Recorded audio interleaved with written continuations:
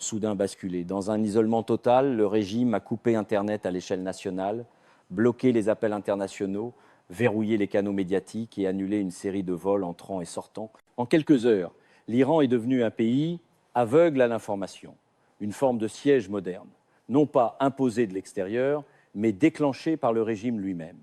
Cette décision intervient au moment où les manifestations se propagent dans de nombreuses provinces, de Téhéran à Ispahan, de Machar à Rasht et Zahedan, ravivant une vague de contestation sans précédent depuis le mouvement Femmes, Vie, Liberté de 2022. Le déclencheur de cette crise n'est pas d'abord un événement politique, mais l'effondrement d'une économie exsangue. Le rial a perdu plus de 50% de sa valeur en un an et l'inflation a franchi le seuil des 40 pour 100.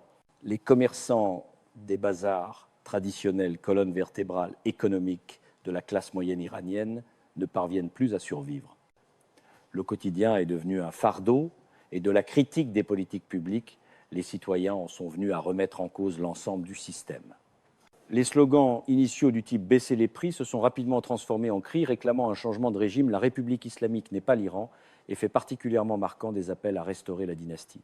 Pahlavi, symbole d'un Iran d'avant 1979, dans une tentative désespérée d'empêcher la contestation de s'étendre le régime iranien, a choisi ce qui est présenté comme une arme de destruction de l'information, couper entièrement Internet et les liaisons internationales. D'après NetBlocks, organisme mondial de surveillance des réseaux, l'Iran est entré dans un blackout massif, gelant la circulation des données, des images et des informations à l'échelle du pays. Impossible d'appeler l'étranger, impossible d'envoyer des messages, impossible de transmettre des vidéos. Plus personne ne sait réellement ce qui se passe à l'intérieur. Mais contrairement aux épisodes précédents, cette mesure s'est retournée contre le pouvoir. Car au lieu de dissimuler la réalité, elle a révélé la vérité la plus brutale, la peur panique du régime face à la puissance de la rue. Pendant que le pays était bâillonné des vidéos filtrées, vérifiées par Reuters, la BBC et NBC News ont exposé des scènes terrifiantes, voitures incendiées, bâtiments publics engloutis par les flammes, manifestants battus et abattus en pleine Roué. Voilà le visage d'un État qui recourt à la violence pour conserver le pouvoir. Dans une déclaration sidérante, la télévision d'État iranienne a affirmé sans détour que ces violences étaient le fait de terroristes soutenus par les États-Unis et Israël. Une fois encore, comme lors de tant de crises, depuis 1979, Téhéran a cherché un bouc émissaire extérieur au lieu d'affronter l'échec de ses choix internes. La goutte de trop, toutefois, a été l'intervention télévisée du guide suprême Ayatollah Ali Khamenei au pic des manifestations. Sur un ton acerbe et empreint de ressentiment, il a qualifié les manifestants de saboteurs, cherchant à faire plaisir au président Donald Trump.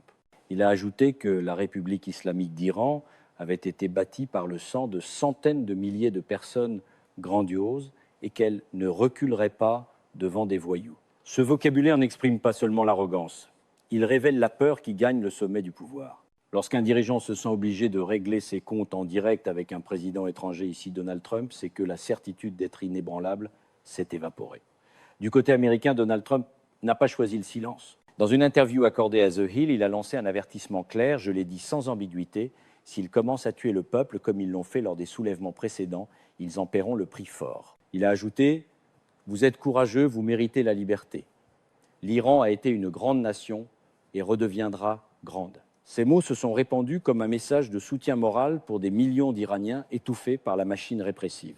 Fait notable, Trump a également rappelé de manière subtile mais calculée 2 opérations militaires qu'il a qualifiées de réussites récentes, Midnight Hammer visant des installations nucléaires iraniennes et Absolute Resolve, l'opération. Menée contre le Venezuela, comme pour rappeler que ces déclarations ne relèvent pas uniquement de la politique, mais portent un poids stratégique. Si la coupure d'Internet a été le premier coup de semonce d'une répression totale, ce qui a suivi dans les rues iraniennes suggère que Téhéran a activé un état de guerre intérieure. Mais ici, ce n'est pas une guerre entre États. L'Iran mène une guerre contre ses propres citoyens.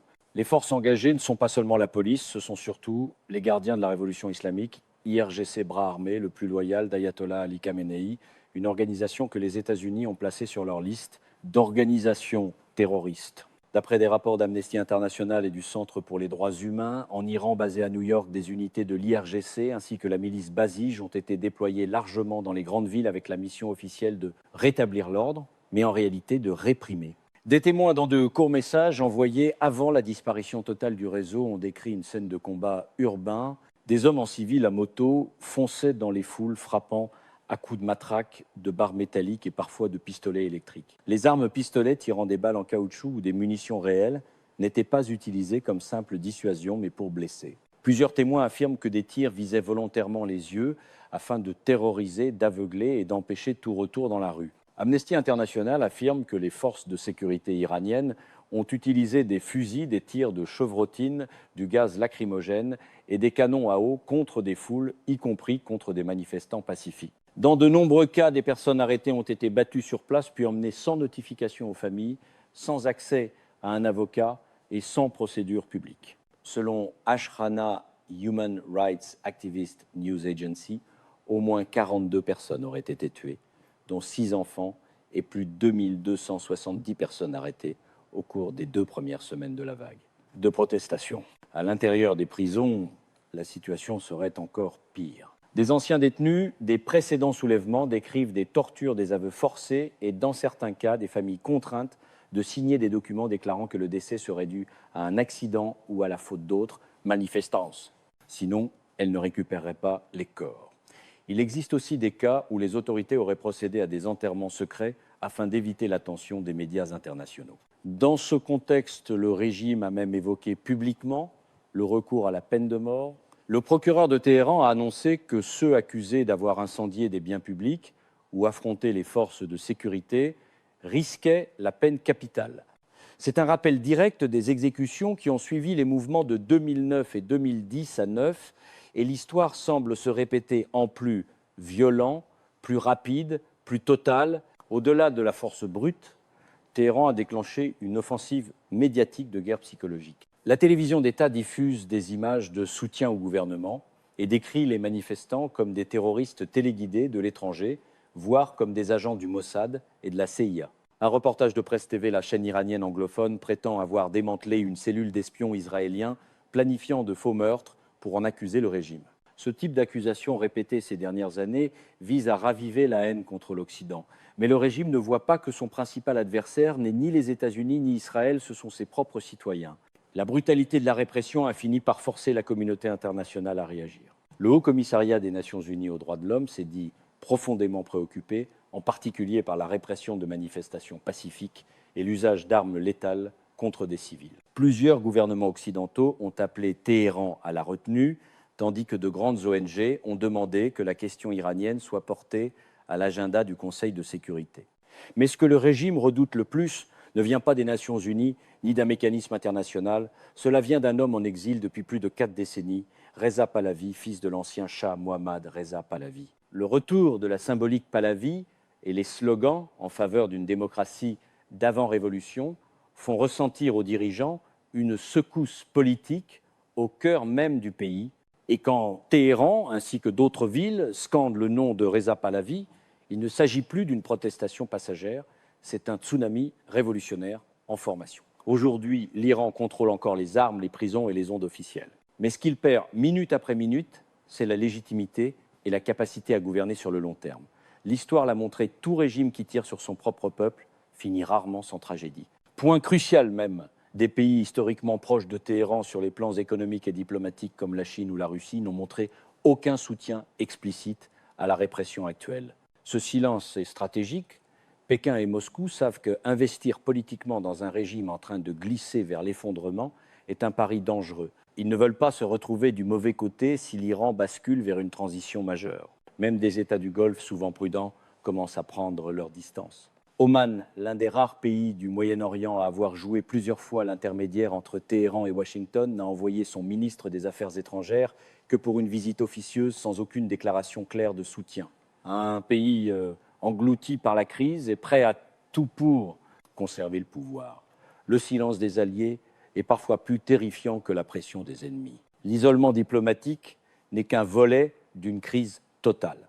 Sur le plan économique, les sanctions continuent de se resserrer, les flux financiers se figent, l'investissement étranger est entièrement gelé. Le fait que plus de 10 à 7 vols entre l'Iran et Dubaï aient été annulés en une seule journée n'est pas un incident technique, c'est le signal que les centres financiers et commerciaux régionaux coupent volontairement les ponts avec Téhéran pour éviter la contagion d'une crise politique devenue difficilement maîtrisable. C'est à ce moment que des organismes comme NetBlocks ont confirmé que l'Iran était officiellement entré dans un blackout informationnel national, un état d'exception qu'on associe d'ordinaire à des zones de guerre ou à des régimes autoritaires sur le point de tomber. Du point de vue stratégique des États-Unis et d'Israël, ce qui se passe en Iran envoie une série de signaux positifs, non pas parce que la souffrance du peuple serait souhaitable, mais parce qu'un système politique qui a fait de Washington et de Tel Aviv des ennemis absolus est en train de se fragiliser de l'intérieur. Sous Donald Trump, les services américains ont placé l'Iran au sommet des priorités de la stratégie de containment, non seulement pour le nucléaire, mais parce que l'instabilité interne peut changer la donne régionale. Dans des rapports récents du Pentagone, l'Iran est présenté comme une cible qu'il n'est pas nécessaire d'attaquer frontalement. On peut l'affaiblir par la pression informationnelle, l'étouffement économique et l'érosion de la loyauté intérieure. Cette stratégie a déjà été observée dans de nombreux précédents de l'Europe de l'Est pendant la guerre froide au printemps arabe, et elle s'applique aujourd'hui au cas iranien. L'Iran, qui se vante d'un appareil de renseignement parmi les plus sophistiqués de la région, semble vouloir garder une longueur d'avance. Téhéran accuse sans cesse le Mossad d'être derrière les manifestations, et Israël n'a même pas besoin de démentir, car plus l'Iran accuse, plus l'image du Mossad grandit dans l'opinion régionale comme une force supposément favorable aux aspirations démocratiques. Dans certaines informations non officielles relayées par des médias du Moyen-Orient, des groupes de manifestants iraniens commenceraient même à modifier leur perception d'Israël, de la haine aveugle nourrie par la propagande vers une forme d'admiration discrète pour un pays démocratique, discipliné et doté d'une capacité sécuritaire redoutable. Ce qui rend cette vague différente, c'est que les classes sociales agissent sans leader politique officiel. Le mouvement n'a pas de chef suprême, pas de symbole centralisé comme dans les révolutions classiques. Au contraire, les citoyens construisent un réseau de résistance décentralisé, souple auto-organisé, se coordonnant par des canaux clandestins qui franchissent la censure malgré la coupure. Chaque ville, chaque quartier devient une ligne de front. La colère a dépassé la peur. Justement, ce modèle sans direction unique rend l'appareil sécuritaire incapable de décapiter le mouvement, qui arrêtait, qui jugeait s'il n'existe pas de figure centrale. Quand tout un peuple devient un bloc de résistance, chaque tentative, répression étant la contestation comme une traînée de poudre. Mais l'absence de structure centralisée comporte aussi un risque. Le mouvement pourrait être déformé ou poussé vers l'extrémisme, faute de cadre politique clair. Dans ce contexte, Reza Pahlavi peut devenir un repère symbolique temporaire, mais cela ne garantit pas à lui seul une transition durable. L'Iran ne peut pas répéter le modèle de 1979, où un soulèvement massif renverse une autorité pour la remplacer par une nouvelle forme d'oppression. La question devient alors qui dirigera l'Iran d'après? Si la rupture se produit, y aura-t-il un gouvernement de transition? L'armée interviendra-t-elle? Les minorités kurdes, baloutches, arabes, seront-elles entraînées dans une spirale de conflit? Et surtout, existe-t-il un risque de guerre armée entre factions opposées, comme en Libye ou en Syrie? Le risque de basculement vers la guerre civile est réel, notamment parce que l'IRGC est de plus en plus perçue comme une entité séparée du peuple, un État dans l'État, avec son propre système économique, sécuritaire, médiatique et militaire, indépendant du gouvernement civil. Si la crise dépasse un seuil, l'IRGC pourrait se transformer en force contre-révolutionnaire, déclenchant une guerre urbaine pour défendre ses intérêts. Dans ce scénario, l'Iran ne connaîtrait pas une transition pacifique, mais pourrait devenir une version de la Syrie de 2012, avec toutes les conséquences que le Moyen-Orient devrait porter. Pourtant, la guerre civile n'est pas une fatalité. À la différence de certains États arabes tombés dans le chaos après le printemps arabe, l'Iran dispose d'une classe moyenne, politiquement consciente, capable de s'organiser et familiariser avec certaines valeurs démocratiques via les études, à l'étranger. Des réseaux civiques semi-clandestins et une circulation d'informations subsistent au cœur de la société. Avec un soutien politique, financier et stratégique adapté de l'extérieur, en particulier des pays occidentaux, des États-Unis et des organisations internationales,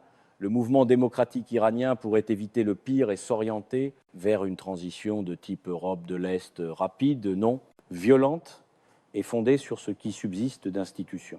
Dans cette perspective, le rôle des États-Unis et d'Israël même sans soutenir publiquement un successeur précis, restera déterminant pour façonner l'avenir iranien. Pas besoin d'envoyer des troupes ni d'imposer une zone d'exclusion aérienne. Il suffit de maintenir une pression internationale assez forte, tout en empêchant une ingérence d'acteurs comme la Russie, la Chine ou même le Hezbollah. C'est une condition essentielle pour que le changement en Iran ne soit pas déformé par des forces extérieures. À Washington, le Pentagone, le département d'État et la communauté du renseignement suivent forcément chaque mouvement à Téhéran-Ispahan et dans les centres politiques. Non pour agir immédiatement, mais pour préparer les scénarios du moment où le régime ne tiendra plus par lui-même. Et tandis que les manifestants continuent de descendre dans la rue avec des slogans toujours plus tranchants, le pouvoir à Téhéran voit ses options se réduire. Il peut continuer à tirer, continuer à arrêter, continuer à couper Internet, mais il ne peut pas arrêter une vérité dans le cœur du peuple iranien. L'ère de la peur est terminée. Une génération nouvelle a grandi, elle ne croit plus à la sacralité des mollahs, elle n'est plus hypnotisée par la propagande anti-américaine et anti-israélienne. Elle ne réclame ni guerre, ni vengeance. Elle veut simplement la liberté et la possibilité de vivre dans un pays libéré de dogmes religieux archaïques et d'un pouvoir héréditaire déguisé en théocratie. Le blackout informationnel national, la répression brutale des gardiens de la Révolution et les millions de citoyens défiant les balles marquent un tournant que même les analystes les plus pessimistes ne peuvent ignorer. Dans l'histoire moderne, rares sont les régimes totalitaires confrontés simultanément à 3 assauts, une crise économique sans issue, une perte de soutien populaire à l'échelle nationale et une pression stratégique extérieure menée par des démocraties déterminées comme les États-Unis et Israël. L'Iran n'est plus seulement un pays musulman en danger, il est devenu l'épicentre d'un nouveau champ de bataille géopolitique. Le monde attend de voir si l'un des régimes théocratiques les plus durs peut être renversé non par des bombes étrangères, mais par la force du peuple de l'information et du désir de liberté. Donald Trump, qui a déjà paralysé le programme nucléaire iranien par une frappe préventive et une politique de pression maximale, n'a peut-être pas besoin d'ordonner une nouvelle attaque. Mais s'il continue de promettre aux Iraniens que les États-Unis ne les abandonneront pas, s'ils osent se lever, cela suffit à ébranler les marches mêmes du sanctuaire.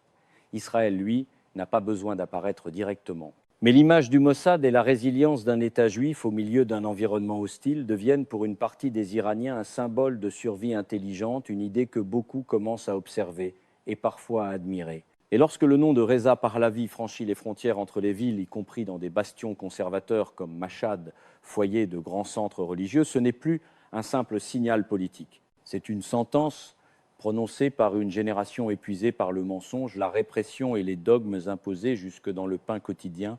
Quand un régime emprisonne des femmes pour une mèche de cheveux, torture des enfants pour un dessin et exécute des étudiants pour un texte critique, sa fin n'est pas une question de si, mais de quand.